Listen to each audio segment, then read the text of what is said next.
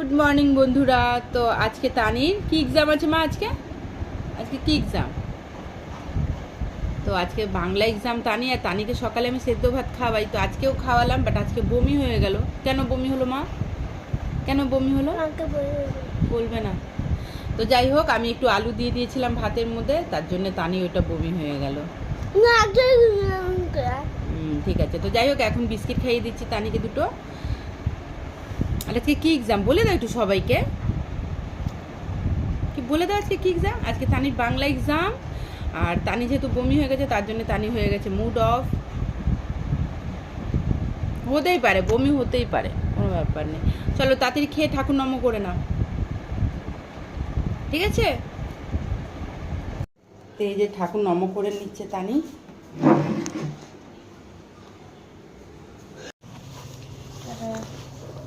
Tata মাম্মা, আমার tata tata.